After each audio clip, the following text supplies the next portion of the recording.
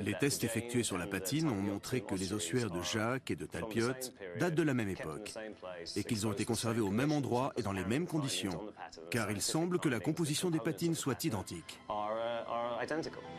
Mais ces tests n'étaient pas si précis que ça.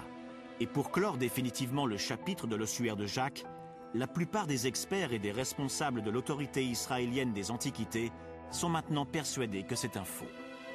Les spécialistes ne se sont pas encore officiellement prononcés, mais la plupart des gens pensent que c'est un faux. En tout cas, l'ossuaire de Jacques ne provient pas du tombeau de Talpiot. Mais qu'en est-il pour les autres ossuaires trouvés à Talpiot? Les partisans de la thèse du tombeau de Jésus et de sa famille s'appuient sur un nom apparemment rare inscrit sur l'un des ossuaires. Jonathan Price, spécialiste des objets du 1er siècle. L'homme qui a décrypté le premier ces inscriptions, M. Rachmani, un très bon spécialiste, a lu les lettres ainsi. Il a d'abord vu un mu, un M, puis un alpha, un A, Rho, R, iota, un I, alpha, un A, encore un mu, Mariam. Puis il a vu un eta, ce qui en grec fait un son en A, comme dans Mariam, puis un nu, comme si c'était un N à l'envers. Puis il a vu OU, Omicron, Upsilon. Et il a interprété cette petite griffure-là comme un signe voulant dire eta, ce qui fait M-A-R-A, mu, alpha, rho, alpha. Selon lui, ça faisait Mariamnu, c'est-à-dire Mariamne, qui signifie aussi Mara. Ces inscriptions prouvent l'existence d'une femme appelée Mariamne, un prénom dérivé de Marie, qu'on appelait aussi Mara, maîtresse.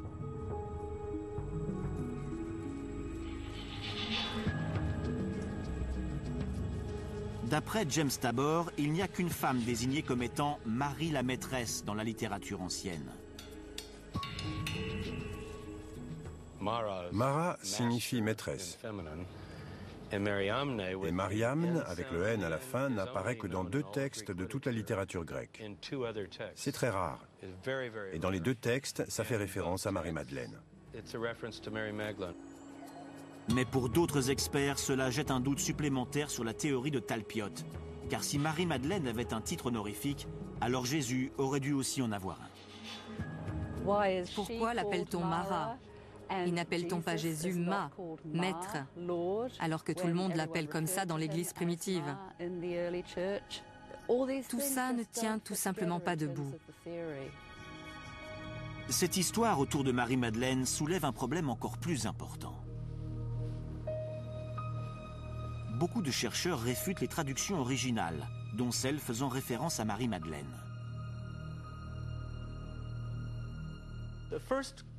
La première erreur a été d'interpréter cette petite griffure comme une lettre, comme quelque chose d'intentionnel. Il y a des griffures partout sur l'ossuaire. Il y en a autour de l'inscription, une autre là et une autre là. Et bien sûr, elles n'ont pas été interprétées comme des lettres, car il n'y avait aucune raison de le faire. La deuxième erreur a été de lire cette lettre comme un nu, comme un N, alors que c'est un kappa, un K.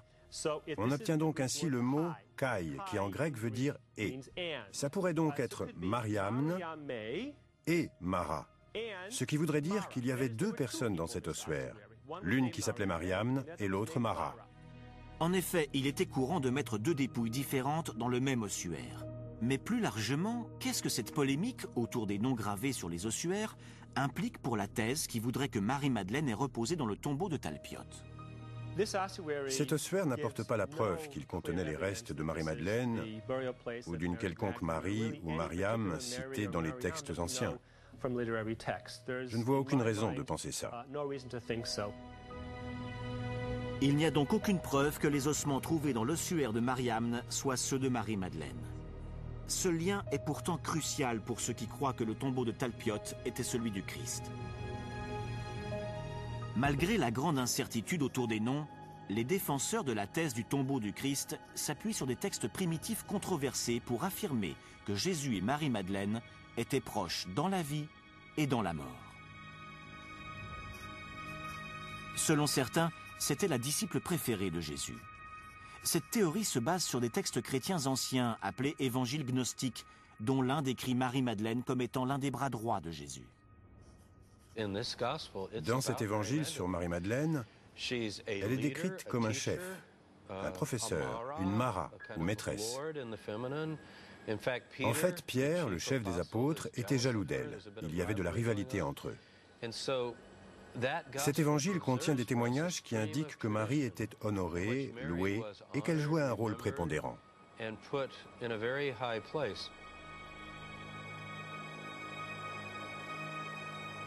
Selon une autre théorie encore plus controversée, Jésus et Marie-Madeleine auraient été mariés. Bien qu'aucune preuve historique ne soit venue étayer cette thèse, les évangiles gnostiques suggèrent qu'ils étaient plus qu'amis, comme nous l'explique James Tabor.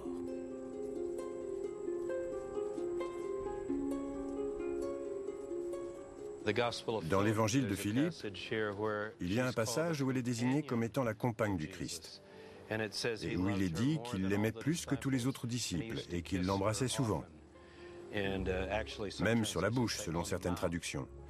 Mais on ne retrouve cette notion d'intimité nulle part dans les évangiles synoptiques du Nouveau Testament. C'est d'ailleurs à peine si on parle d'elle. Si Jésus avait été un juif ordinaire, il aurait certainement été marié comme ses contemporains. Mais Jésus n'était pas un homme ordinaire. Comble de l'ironie, le concept de mariage entre Jésus et Marie-Madeleine ébranle encore davantage la thèse du tombeau de Jésus. Si elle était la femme de Jésus, alors pourquoi rien ne l'indique sur l'ossuaire, alors que Jésus est si important? Les preuves écrites trouvées dans le tombeau de Talpiot manquent ou sont peu concluantes.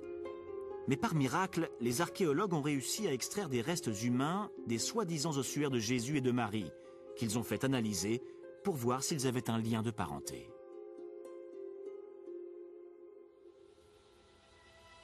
Les tests ADN ont été effectués par un expert de paléogénétique, Carney Matheson.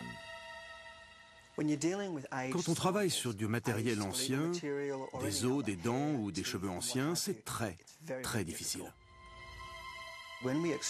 On peut extraire deux sortes d'ADN. L'ADN nucléaire, qui est très compliqué à extraire, ou l'ADN mitochondrial, dont on trouve des milliers de copies dans chaque cellule. Et comme il y en a plus, c'est beaucoup plus facile à analyser. C'est donc sur cet ADN que nous avons travaillé dans ce cas précis. Quand on travaille sur de l'ADN mitochondrial, on ne peut identifier qu'un lien maternel. Dans ce cas précis, nous avons pu établir deux profils génétiques à partir des échantillons. Et ils n'étaient pas identiques. Ce qui signifie que ces deux individus n'ont pas le même ADN maternel. Si le Jésus et la Marie qui ont été retrouvés dans le tombeau de Talpiot n'ont pas la même mère, on peut donc en conclure, entre autres, qu'ils étaient peut-être mariés. C'est un tombeau familial où des gens sont enterrés ensemble. S'ils ne sont pas de la même famille, ils doivent être mariés femmes. À Talpiot, il peut donc s'agir de Jésus et de sa femme, ce qui est dérangeant, je vous l'accorde.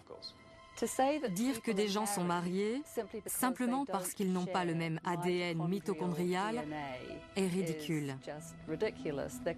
Dans un tombeau, on peut trouver des gens avec toutes sortes de liens familiaux. On peut avoir plusieurs générations de gens dans une même tombe, mais dans ce cas précis, nous ne connaissons pas leur lien de parenté, hormis le fait qu'il y a un père et un fils, comme l'indique une inscription. Il ne suffit pas d'avoir deux personnes sans lien de parenté pour en déduire qu'ils sont mariés.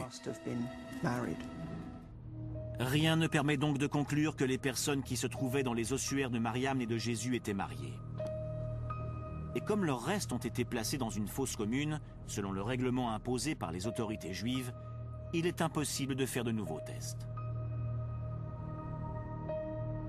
Le doute pèse aussi sur un autre nom clé gravé sur les ossuaires. L'un d'eux portait en effet une inscription décryptée comme suit: Yehuda bar Yeshua, Judas, fils de Jésus. Mais cette interprétation est loin d'être concluante. Le mot Yeshua est très difficile à voir, au point que certains pensent que ce n'est pas écrit Yeshua, mais autre chose. Pour les partisans de la traduction originale et de la thèse du tombeau de Jésus, cela ouvre une nouvelle piste. Et si Jésus avait eu un fils qui aurait reposé à ses côtés à Talpiote? Le mariage et la paternité de Jésus collent parfaitement aux préceptes du judaïsme. Le premier commandement de la Torah est « Sois fécond, multiplie-toi et remplis la terre ». Donc quand on se mariait, on avait des enfants. Lors de notre passage sur terre, nous devons assurer notre postérité. Donc s'il était marié, il a dû procréer. Si l'on en croit la thèse du tombeau de Jésus, les restes du Christ auraient été retrouvés dans un caveau à Talpiote, près de Jérusalem, avec ceux de sa femme Marie-Madeleine et peut-être même ceux d'un fils. On n'a retrouvé nulle part la preuve que Jésus était marié à Marie-Madeleine ou qu'il était marié tout court. En fait, tous les documents de l'époque le décrivent comme un homme juif célibataire. Cette thèse du mariage de Jésus est une invention des temps modernes. Aucun évangile n'y fait référence. Il ne faut pas oublier que les femmes et les épouses sont les grandes oubliées de l'histoire. Le silence ne veut rien dire. Pierre était marié, André était marié, Jacques était marié. Tous les apôtres étaient mariés, mais on ne connaît le nom d'aucune de leurs femmes. Nous parlons d'un homme juif d'une trentaine d'années. Dans cette culture, les hommes se mariaient. Donc d'un point de vue culturel, Jésus avait toutes les chances d'être marié.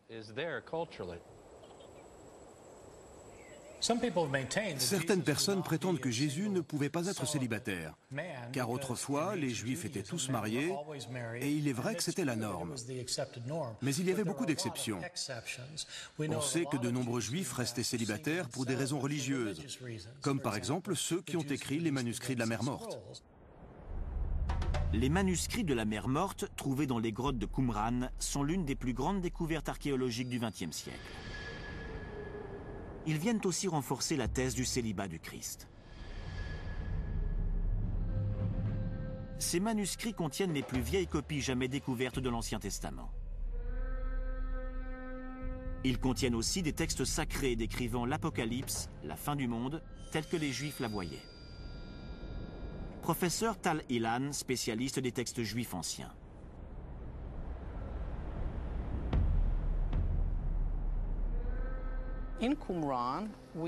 Nous avons trouvé à Qumran de nombreux textes décrivant la fin du monde.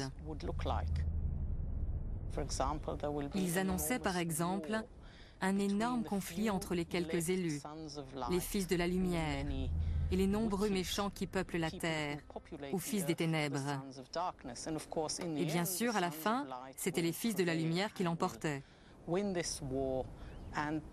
Les gens qui vivaient ici se préparaient à cet apocalypse, à ce scénario catastrophe.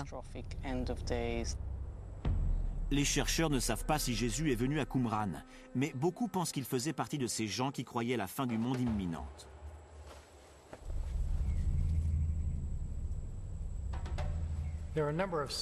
À de nombreuses reprises dans les évangiles, Jésus montre clairement qu'il croit que la fin du monde est proche, que ça va arriver d'un jour à l'autre.